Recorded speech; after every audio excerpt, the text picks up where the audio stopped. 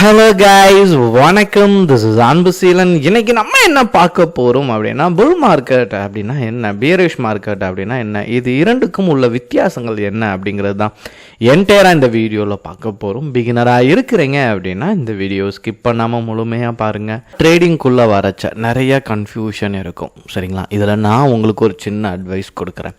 அதாவது தொடர்ச்சியாக நீங்கள் இந்த விஷயங்கள்லாம் கேள்விப்படுவீங்க. மார்க்கெட் என்னைக்கு கிராஷ் ஆகுதோ, கீழே இறங்குதோ, நீங்கள் அன்னைக்கு ஸ்டாக்கை பை பண்ணணும்னு சொல்லுவாங்க. இது இன்வெஸ்ட்மெண்ட்டுக்கு, சரிங்களா? ட்ரேடிங்கை பொறுத்த மட்டும், அதாவது நீங்கள் அன்னன்னைக்கு ட்ரேட் எடுத்து லாபத்தை நீங்கள் மேக் பண்ணுறீங்க அப்படின்னா, ப்ராஃபிட்டில் போகிற கம்பெனியில் தான் நீங்கள் ப்ராஃபிட்டை மேக் பண்ண முடியும். ரெண்டுக்குமே வேறுபாடு இருக்குது, சரிங்களா? இதில் நீங்கள் எந்த மாதிரியான ட்ரேடர் அப்படிங்கிறதுல நீங்கள் டிசைட் பண்ணிடணும். Bull market is a period of several months or even the year during which stock price are consistently rising or any are expected to rise. The term bull market is usually used to reference to the stock market and can be applied to anything that is traded, such as bond, real estate, currency and commodities. அதாவது நீங்கள் பொதுவாக stock மார்க்கெட்டை பார்த்துட்டீங்க அப்படின்னா தொடர்ந்து அப் ட்ரெண்டில் travel ஆகிட்டே இருக்கும், ரேசிங், சரிங்களா? இங்கே இருக்கும் பாருங்கள், கன்சிஸ்டன்சி, இதுதான் ரொம்ப முக்கியம். தொடர்ந்து ஒரு ஏற்றத்தில் இருக்கிற அந்த மார்க்கெட் தான் நம்ம என்ன சொல்லுவோம் அப்படின்னா புல் மார்க்கெட் அப்படின்னு சொல்லுவோம். இந்த புல் மார்க்கெட் அப்படிங்கிறது மேல் நோக்கி போயிட்டே இருக்கும். இது several months or even year, சரிங்களா? அது அப்படியே ட்ராவல் ஆகுறதா நம்ம இங்கே என்ன பண்ண போகிறோம் அப்படின்னா புல் மார்க்கெட் அப்படின்னு சொல்ல போகிறோம். இன்றைக்கி ஸ்டாக் மார்க்கெட்டை பொறுத்த மட்டும் 2011 வந்து, சரிங்களா, 2015 கிட்டத்தட்ட 98% சென்செக்ஸோட பர்சன்டேஜ் ஏறி இருக்குது, மோர் தென், சரிங்களா? இதை கவனத்தில் எடுத்துக்கணும். பியர் மார்க்கெட் இதை வந்து கரடின்னு சொல்லுவாங்க, சரிங்களா? நீங்கள் இதை கவனத்துலேயும் எடுத்துக்கணும். அதில் வந்து உங்களுக்கு காலை அப்படின்னு வரும். இங்கே நீங்கள் பார்த்துட்டீங்க அப்படின்னா கரடி சிம்பிளை யூஸ் பண்ணுவாங்க. கரடி வந்துச்சு அப்படின்னா உங்களை என்ன பண்ணுவோம், கீழே தள்ளாதான் தான் பியர் மார்க்கெட் அப்படின்னு சொல்லுவாங்க, சரிங்களா? இது ஆப்போசிட் கண்டிஷனில் இருக்கும். நீங்கள் 2015 26, அதாவது 2015 2016 வரைக்கும் பார்த்தீங்க அப்படின்னா சென்செக்ஸ் எவ்வளோ ட்ராப் ஆயிருக்கு அப்படின்னா 23%. ஏன் நெஃப்டி இங்கே மென்ஷன் பண்ணல சென்செக்ஸ் அப்படின்னா, சென்செக்ஸ் தான் நம்ம தாத்தா காலத்துலேருந்தே இருக்குது. எல்லாத்துக்குமே பெருவாரியாக தெரியக்கூடிய சென்செக்ஸ் தான். ஸோ நீங்கள் எப்போ அப்சர்வ் பண்ணாலுமே சென்செக்ஸை, சரிங்களா, எஃபெக்டிவாக பார்த்துட்டாலே உங்களுக்கு பெரிய லெவலில் உங்களுக்கு மார்க்கெட்டை பற்றி ஒரு ப்ரெடிக்ஷன் இருக்கும். சென்செக்ஸை வச்சு தான் நம்ம கன்சிடர் பண்ணுவோம், சரிங்களா?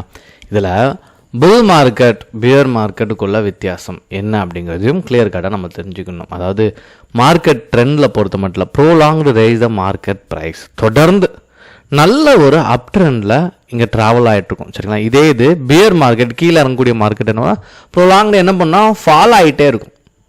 ஸோ இதுதான் வேறுபாடு. அப் ட்ரெண்ட் அப்படின்னு சொல்லுவோம், டவுன் ட்ரெண்ட் அப்படின்னு சொல்லுவோம். அப் ட்ரெண்ட் அப்படிங்கும்போது புல் மார்க்கெட், சரிங்களா?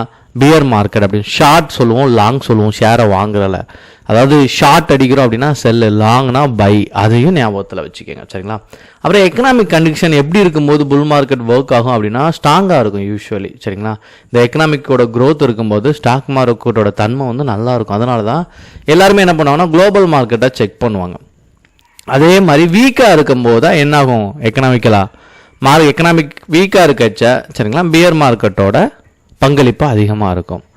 டிப்பிக்கலி லென்த் பார்த்தீங்கன்னா 3+ இயர்ஸ் அப் ட்ரெண்டில் இருக்குது. நீங்கள் ஸ்டாக்லலாம் இன்வெஸ்ட் பண்ணுறீங்க அப்படின்னா மினிமம் ஒரு 3 இயர்ஸ் அப் ட்ரெண்டில் இருக்கா அப்படிங்கிறதையும் நீங்கள் நுட்பமாக நோட் பண்ணுறது நல்லது. இது லெஸ் தென் a year, சரிங்களா?